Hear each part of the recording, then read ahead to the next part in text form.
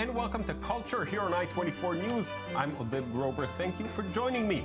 Today on our show, we'll talk to artist Igal Ozeri about his new exhibition. We'll listen to a rapping African princess and hear about some new geeky crowdfunding campaigns. Igal Ozeri is an Israeli-born artist who's been living and working in New York for the past 20 years. He made a name for himself thanks to his photorealistic work, and his latest exhibition, Painting Through a Lens, will open this weekend at the Zimak Gallery in Tel Aviv. It will present his signature large-scale hyper-realistic work, as well as new smaller watercolor paintings and works made on Polaroids. It's my pleasure to have Igal here in the studio. Thank you for coming in. Thank you so much. So I wanna start strong and ask you, why photorealism? What was the path that you took that led you to this? No, I didn't start like a photorealistic artist. A lot of people that know me here in Israel, I start like actually like an abstract painter. Mm-hmm. You know, we were here, grew up in Bezalel, and we were called the generation of reproduction. Is the idea of that people that was looking, we were like raised, and we didn't have any museum that show any classical, any realistic painting. So we had to learn from and all our teachers show us black and white reproduction. And for me, when I went first time to Prado, when I was 32, I was in shock. I saw the Les Maninas of Velázquez, and they called to the police because I was there for 3 hours staring on that painting and understand what is this painting, how I call to myself a painter if I cannot paint a portrait. So there it started. Yeah. There it started because historically I only saw that all the time, like I told, in a production. So I said to myself, I stared there and I said, you know what, I have to be honest with myself. You know, I was raised like an abstract painter, like all the poor art in Israel, like Rafi Lavi, Gershuni, all the different artists that basically make collage or arte povera. Mm-hmm. And suddenly I find myself, and it was such a desire. I look and I said to myself, but how I could do that? Because I never done anything. Nobody teach me. So I came. So you had to learn. You didn't have the right skill set. I'm self-taught. Yeah. I went to the first realistic work was when I was in Long Island City in New York City, and I was find myself in a room. That it's a painting of pigeon that I saw a window into a window and into a window, and suddenly before I deal all with art history about the 1600, about all you know, quotation about art, yeah. And suddenly I felt, you know what, I have to come. New York is so, when I came to New York, everything changed.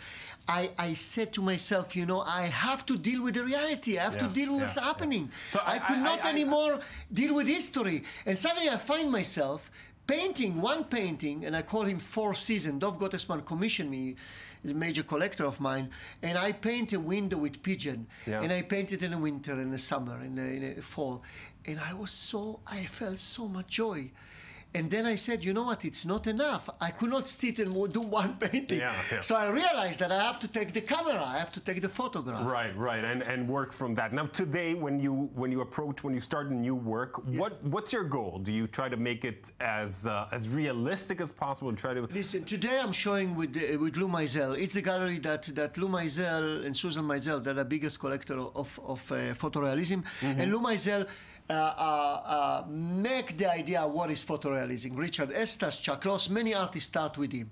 When he saw my work in an art fair like 4 years ago, he said to me, Igal, I never saw, and he was discover all the photorealistic artists. And the difference is that the 70 and the 80, everybody used 35 millimeter. And they just came a book, and I'm on the cover with all these master artists.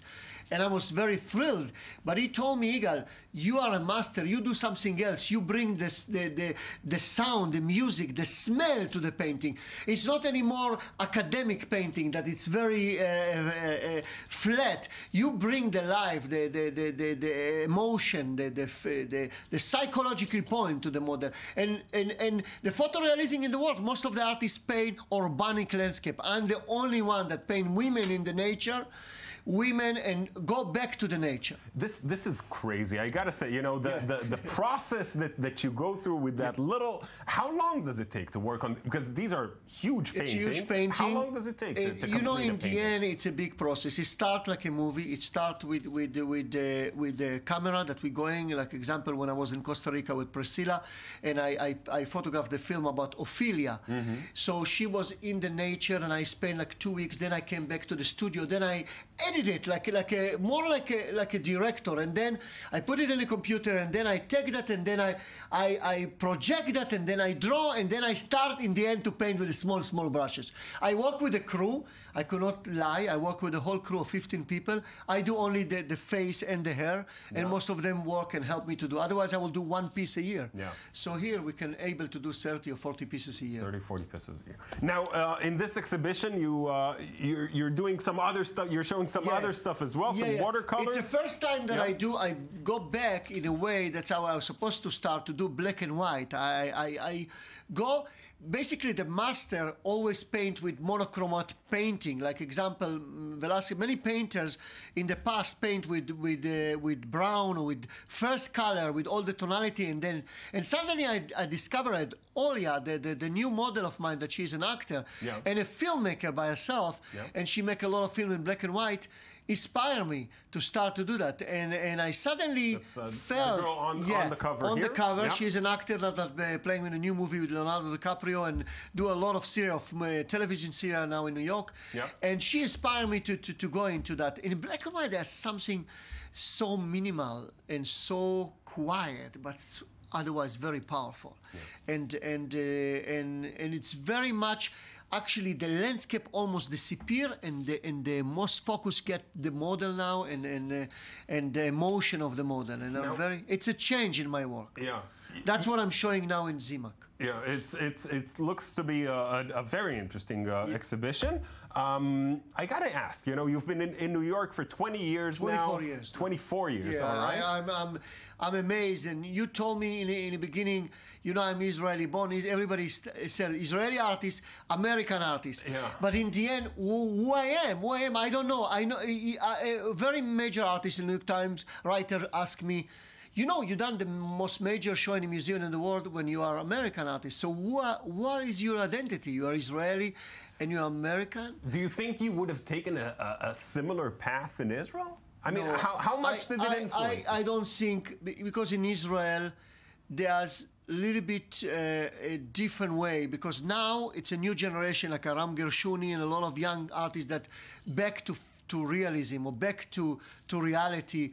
But a lot, you know, the beginning when was Reuven Rubin and Nachum Gutman and everything, then they come Ofakim Hadashim. But in Israel, they like more the abstraction. They don't like, because our life is so real and so strong and violent and everything, and they run away and paint abstract. For me, it sounds very strange, because with realities that's so photographic, so everything violent everywhere, people don't paint portrait. People don't deal with a portrait. And a portrait, I think, is the most important issue in this century. Igal, it's incredible work, and thanks so much for coming in and telling us about it. Thank you. Moving on now.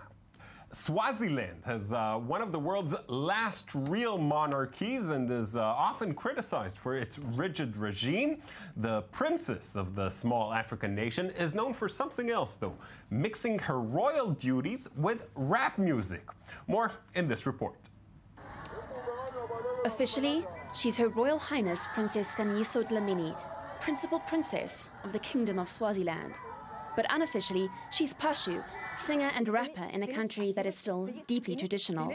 Get it? Bruise? I feel like just bruising you when you're down. Listen to the news from above. See what's really good. What's really good? Why are the people so afraid of the hood? Royalty in Africa is rather different in terms of we don't have the liberty that I suppose European royals have.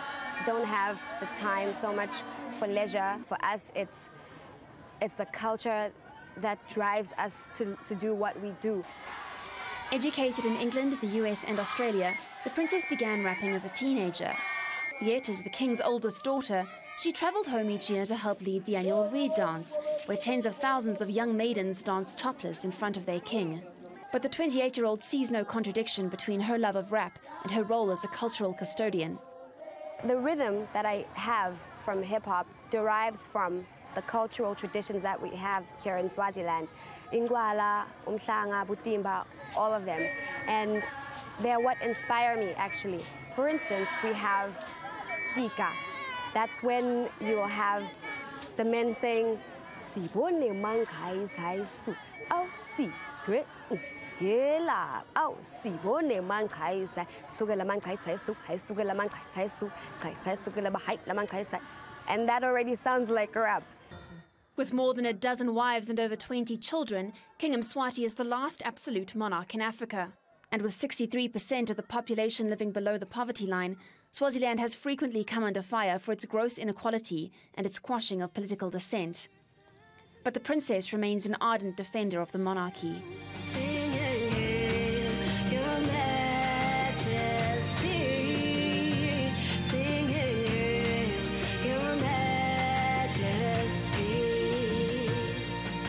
We believe in what the people want. So His Majesty called the country and presented to him that, oh, there is a cry from a minority in Swaziland that something like this should happen.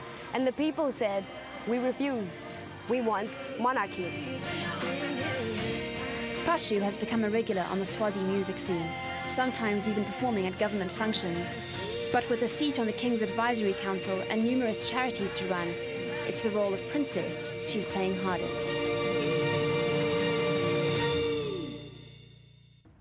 And now joining me is Avri Rosen Tzvi, who's going to try and convince us all to spend money on stuff that he wants. Hi, Avri. I don't really need them because these projects that I'm going to talk about have already been funded, so it's all for them. It's all. I only think about others. I don't think about myself.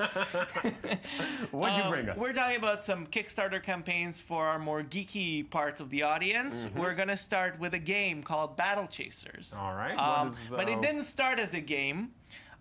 When I was 15 years old, I was madly in love with this comic book called Battle Chasers, by a guy called Joe Madureira, Joe Mad to his fans, who started as an artist on X-Men. He became wildly popular. It was then a title that sold millions of copies, and then he made his own creator-owned title called Battle Chasers, which was sort of a fantasy, very inspired by Japanese anime. It only ran for 9 issues. Not a huge success. No, he had a problem keeping a schedule. He did everything by himself. A true artist.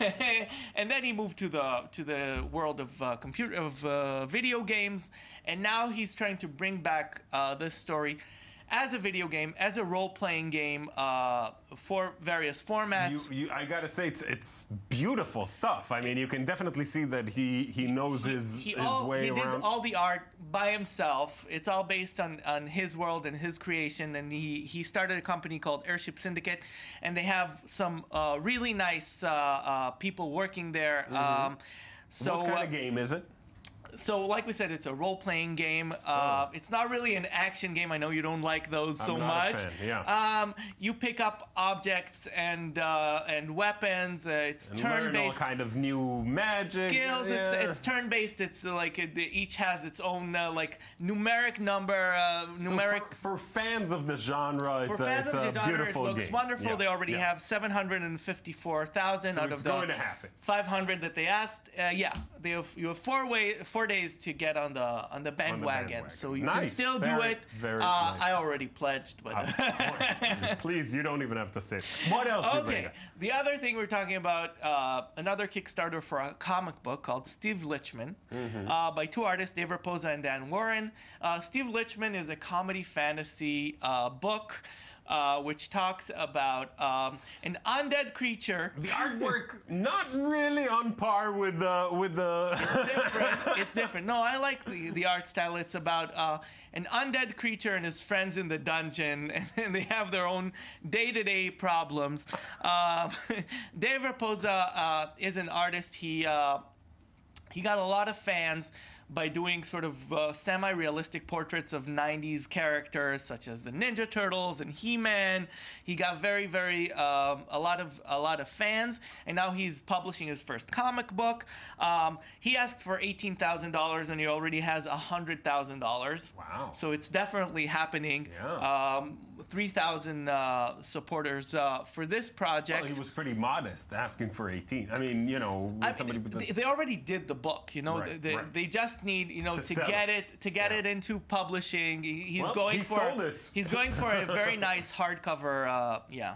You went for the hardcover option. I haven't decided if I want to do it yet. 24 days to go. I still have plenty of time. 24 days to go, and they already have. They already have 100,000. 100,000, Wow, so that's we incredible. might be going by exploding kittens. Exploding kittens. Wait. Thanks, Havli. Thank you. That's it from us for today. I hope you enjoyed our show, and if you did, consider joining us again tomorrow for another one. Bye bye.